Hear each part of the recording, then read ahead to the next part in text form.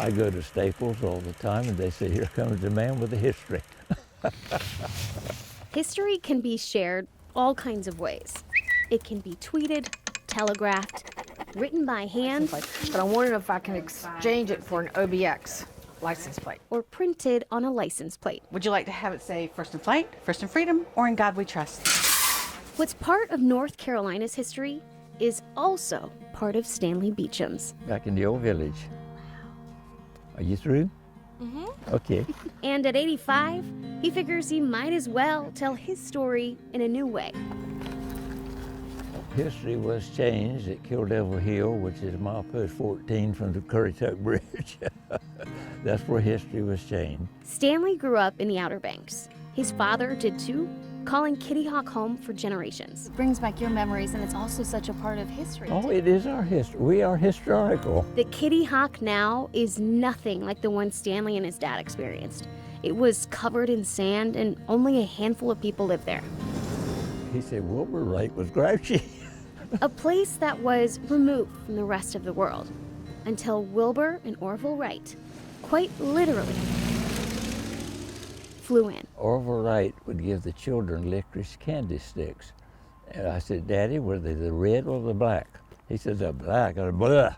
I wouldn't eat one of them for nothing. Here they would find privacy, secrecy, isolation, but then they would find at Kitty Hawk what they couldn't find anywhere else, and that was Southern hospitality. Darrell Collins's expertise is history, the Wright brothers' history to be exact. He spent 40 years working as the historian at the Wright brothers National Memorial in Kitty Hawk. The first time the plane was ever assembled was here at the site.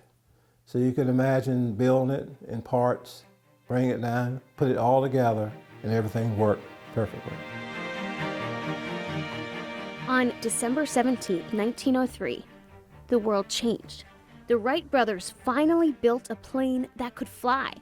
And it wasn't just one successful flight that day, but 4. We talked about the first flight, but they did 3 more flights that day.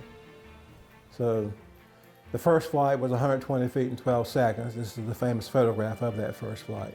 They took photographs of all the flights that morning, but this was the most dramatic. Proud of it. You're proud of it? Yeah, I'm very proud. That bit of history Stanley's proud of is captured in this picture. That is my granddaddy with my daddy and my daddy's dog, Max.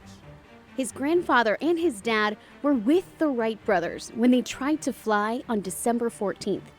And they were there for the second successful flight on December 17th. But the first flight did occur at Kitty Hawk.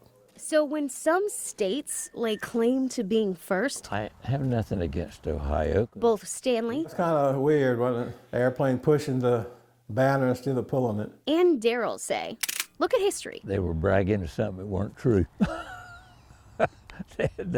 they did not have the first flight. Because this particular bit has been photographed, written down, and even set in stone. And he embarrassed me to death.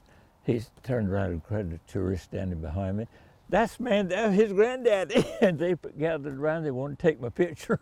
I was embarrassed to death. But there are takeaways from the past, like the lesson Stanley's grandfather had to learn. He said he had to apologize to Wilbur Wright. I said, why? He said he told him he was crazy. I said, I think a lot of people might have done that. So crazy wasn't so crazy after all. And what happened at Kitty Hawk? Well, the rest is history. With photojournalist Jenna Kurtz, Maureen Wertz, Fox 46.